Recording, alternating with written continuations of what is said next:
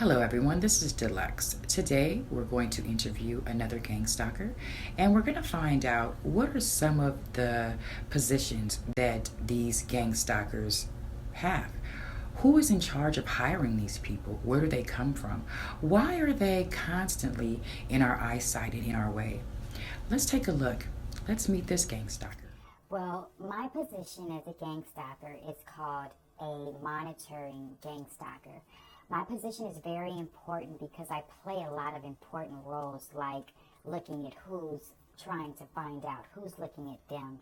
I sit in front of a big computer screen and multiple TVs, and I watch many targeted individuals come in and out of their house.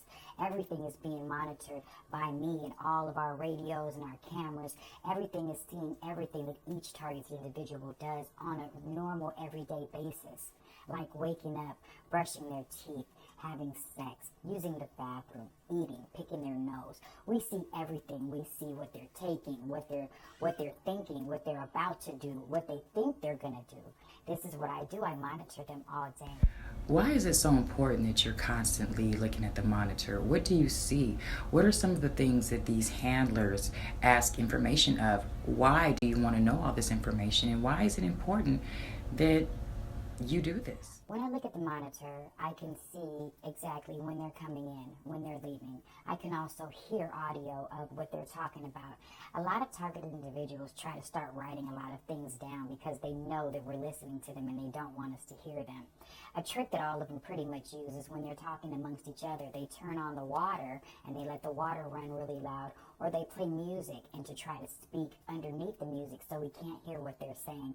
This does cause a problem for me sometimes, because when my handler calls me and he's like, "Cindy, please tell me what's going on in, Unit 29. And I'm like, "I can't hear anything because we have the damn water running." He gets very angry at me. He's like, "You need to get on your job." But I can't do anything if they're trying to not let us hear what's going on. It's very peculiar how he tries to yell at me, but hey, guess what? I do my job and I try to do it as best as I could. Sometimes people don't even say anything. They sit and they just walk around each other with eye motions and they don't speak because they think that we're listening, even though I am. And I listen closer and I try to listen like this and I put my ear to the monitor, but I can't hear anything at times.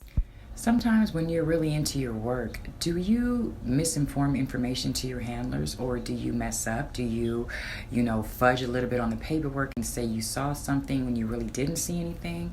Do you do things purposely to mess up the gang stalkers maybe? I don't mess up information too much because it's very important that we don't mess it up, because I don't want to be looking in Unit 29 and thinking that someone's leaving Unit 29 and actually they're leaving Unit 32, and then I send gang stalkers to 29 and they end up walking into something that they're not supposed to see. So it's very important that I look at the numbers and I make sure that I focus on what I'm supposed to do. Sometimes I get real agitated too because I see certain things in the homes. I see some people beating up each other. I see kids coming home crying about being bullied at school. I see kids scared to go outside. I see animals that are scared to go outside. I see everything. I see people sleeping in the dark, covering up their TVs, unscrewing their light bulbs, just setting booby traps. And we see them. I see them placing their cameras. And what do? Because I'm the monitor gang stalker, I disarm all their cameras. And they leave and they're happy-go-lucky.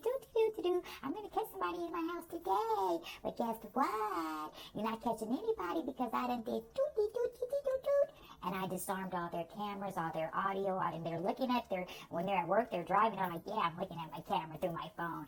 Yeah, you see what we see, because I just disarmed everything and nothing ever recorded. And they get so mad when they come home because they feel that they've done something, they've accomplished something, they've caught a gang